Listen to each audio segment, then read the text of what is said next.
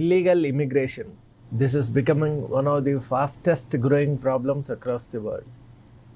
Illegal immigration అంటే ఒక దేశంలోకి వేరే దేశస్తులు రావటం, అది చొరబాటు కానివ్వండి, అక్రమ వలసలు కానివ్వండి, లేదా మరే ఇతర కారణాల వల్ల కానివ్వండి. ముఖ్యంగా భారత్ ఇటువంటి సమస్యను చాలా ఎక్కువగా ఫేస్ చేస్తోంది, అలాగే సఫర్ కూడా అవుతోంది. కాన్సిక్వెన్సెస్ కూడా చాలా మనం ఊహించని స్థాయిలో ఉన్నాయి.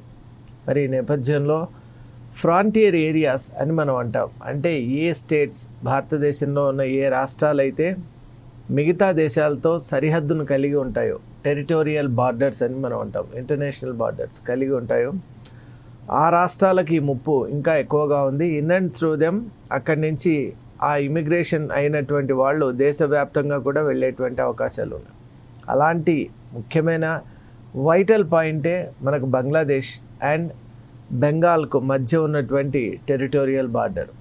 మరి అనేక సంవత్సరాలుగా బంగ్లాదేశ్ నుంచి యథేచ్ఛగా భారతదేశంలోకి వచ్చి ఇక్కడ ఉన్నటువంటి రిసోర్సెస్ను వాడుకొని sometimes they are doing damage, harm and destruction, devastation to Bharat.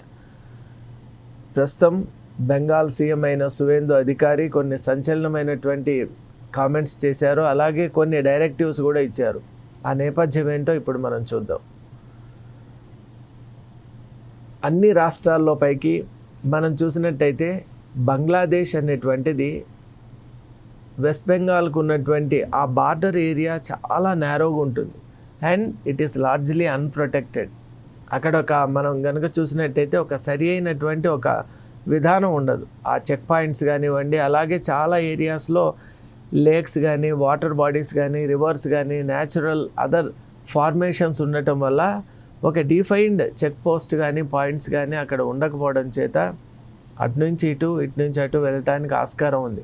కానీ ఇటు నుంచి అటు వెళ్ళే వాళ్ళకంటే అటు నుంచి ఇటు వచ్చే వాళ్ళ సంఖ్య ఎక్కువ కావడం, ఆ సంఖ్య ఎక్కువ అవుతోందని తెలిసినా కూడా వెస్ట్ బెంగాల్ను పరిపాలించినటువంటి కమ్యూనిస్టులు కానివ్వండి, అలాగే టీఎంసీ గవర్నమెంట్స్ కానీ క్వైట్గా ఉన్నాయి. దానికి కారణం ఏంటి అంటే అలా వలస వచ్చిన వాళ్ళను ఓట్ బ్యాంక్స్గా మార్చుకుంటున్నారు.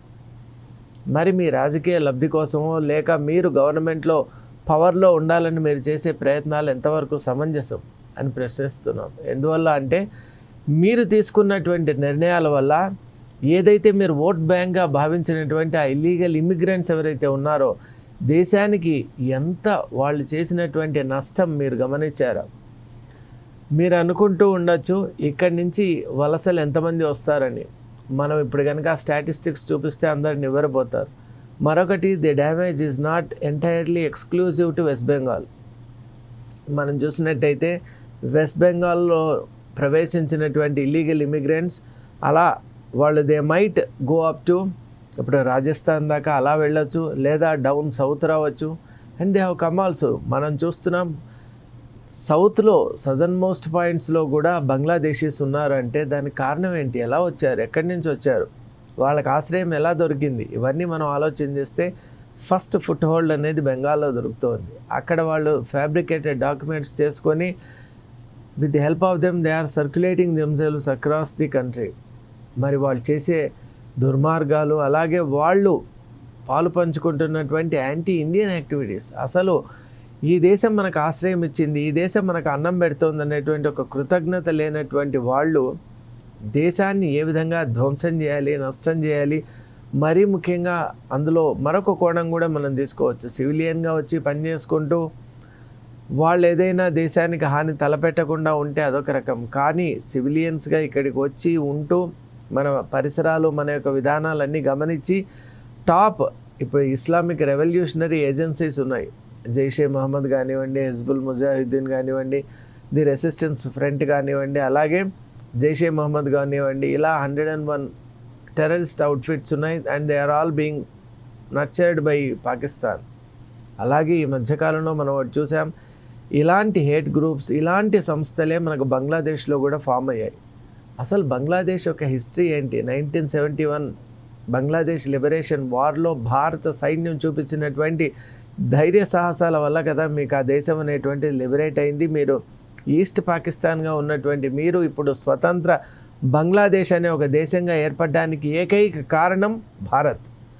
మరి అటువంటి భారత్ పైన మీరు చూపిస్తున్నటువంటి ఈ ఆవేశం ఏంటి? అలాగే భారతీయుల పట్ల మీకున్నటువంటి ఆ విధమైన ఒక ఆక్రోశం ఏంటి?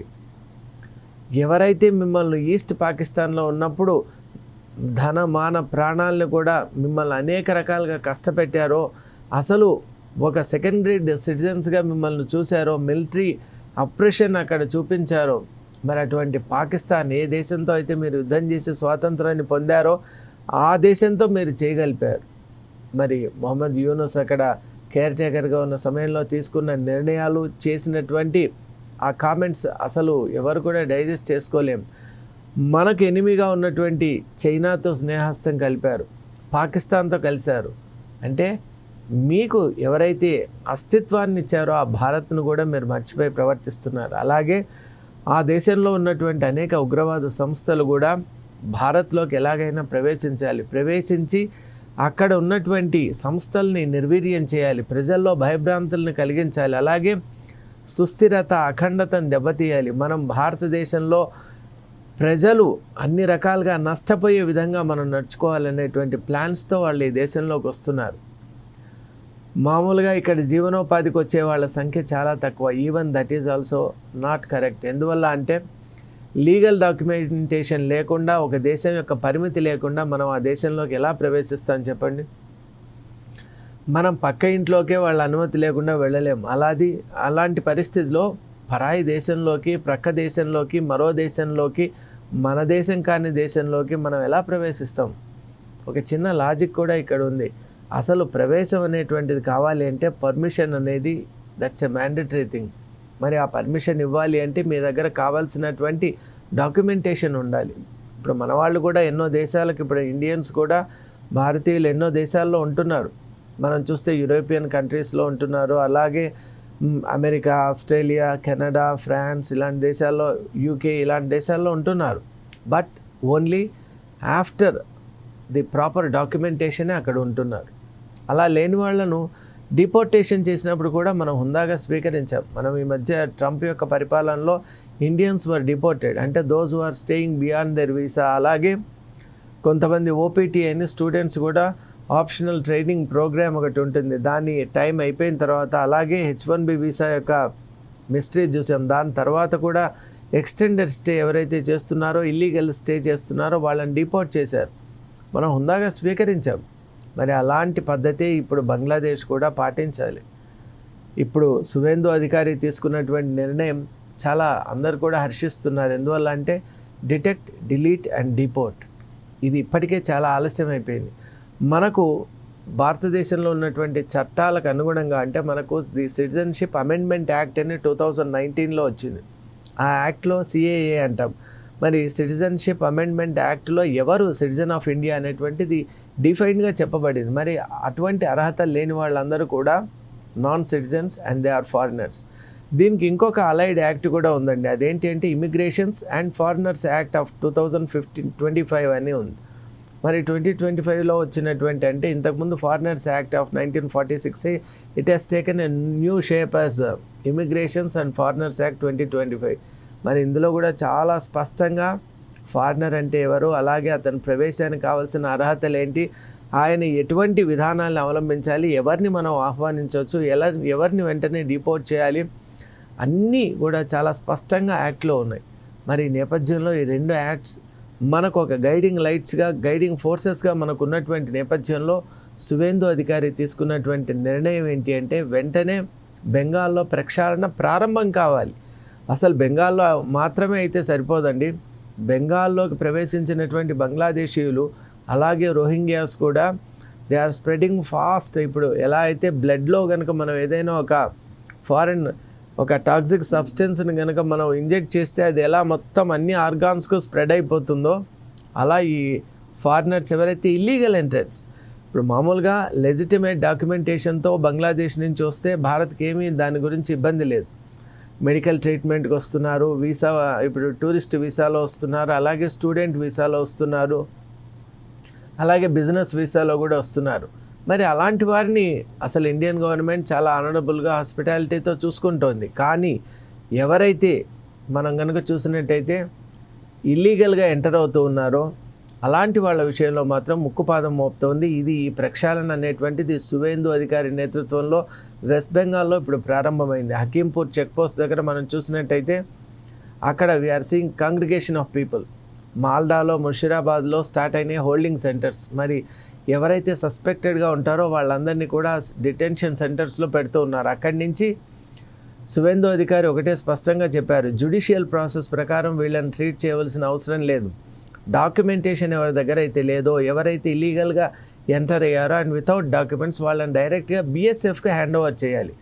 BSF will take them to the other, వాళ్ళ కౌంటర్ పార్ట్స్ ఉంటారు కదా, బంగ్లాదేశ్ ఈ కోస్ట్ బంగ్లాదేశ్కు ఉన్నటువంటి ఆ ఫ్రాంటియర్ పోలీస్ కానివ్వండి, ఫ్రాంటియర్ ఈ కౌంటర్ పార్ట్స్ ఉంటారు కదా, వాళ్లకు అంటే అప్పగించేటువంటి ఒక ప్రక్రియ అనేటువంటి చేపడుతుంది. బంగ్లాదేశ్ ప్రభుత్వం కూడా దీనికి ఒప్పుకున్నదన్నటువంటి వార్తలు కూడా మనం చూస్తున్నటువంటి నేపథ్యంలో ఖచ్చితంగా ఈ ప్రాసెస్ అనేటువంటిది జరగాలి. మనం ఇక్కడ బీఎస్ఎఫ్ ఎలా ఉందో అక్కడ బంగ్లాదేశ్కు ఉన్నటువంటి ఆ బంగ్లా ఫోర్స్కు మనం ఇలీగల్ మైగ్రెంట్స్ను, ఇమిగ్రెంట్స్ను అప్పగించేస్తే కనుక వాళ్ళ దేశానికి వాళ్ళు రిపాట్రియేట్ చేసుకుంటారు. ఆ ప్రాసెస్ ఇప్పుడు ప్రారంభమైంది 25th. కాబట్టి ఆల్రెడీ మనం చూసాం హకీంపూర్ చెక్పోస్ట్ దగ్గర కూడా ఎలా అయితే సర్ అనేటువంటిది అంటే స్పెషల్ ఇంటెన్సివ్ రివిజన్ టైంలో చాలామంది ప్యానిక్ అయిపోయి ఇక్కడి నుంచి ఇలీగల్ మైగ్రెంట్స్ అంతా కూడా వెనక్కి వెళ్ళిపోయారు. మరి ఇప్పుడు సువేందు అధికారి గవర్నమెంట్ కూడా అలాంటి పిలుపే ఇస్తోంది. మీరంతా వెంటనే ఎవరైతే ఇల్లీగల్ మైగ్రెంట్స్ ఉన్నారో వాళ్ళు మీరంతకు మీరు వెళ్ళిపోవాలి. వెళ్ళిపోకపోతే మాత్రం అడ్మినిస్ట్రేటివ్ యాక్షన్ అనేటువంటిది చాలా స్ట్రిక్ట్గా ఉంటుంది. You will be in detention centres and from there you will be handed over to the BSF and BSF will give them back to Bangladesh special force. మరి అలాంటి ఒక కంప్లీట్గా ఒక ఫేస్ బై ఫేస్ ఒక స్ట్రక్చర్ అనేటువంటిది ఏర్పాటు చేశారు. కాబట్టి ఇప్పుడు బెంగాల్లో ఒక కొత్త రకమైనటువంటి స్పందన మనం చూస్తూ ఉన్నాం. ఈ బంగ్లాదేశ్ నుంచి వచ్చినటువంటి వాళ్ళు హెల్పర్స్గా ఈ మధ్యకాలంలో మనం చూసాం.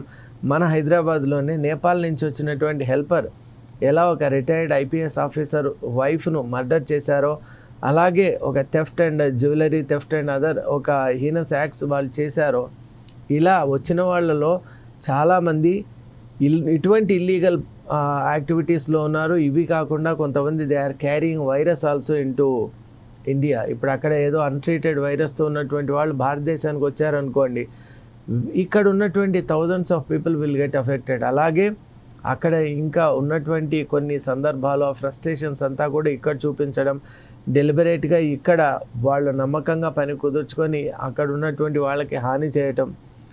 ఎప్పుడు కూడా ఇల్లీగల్ ఎంట్రెన్స్ ఇమిగ్రెంట్స్ అనేది అది దేశానికి ఒక బర్డన్.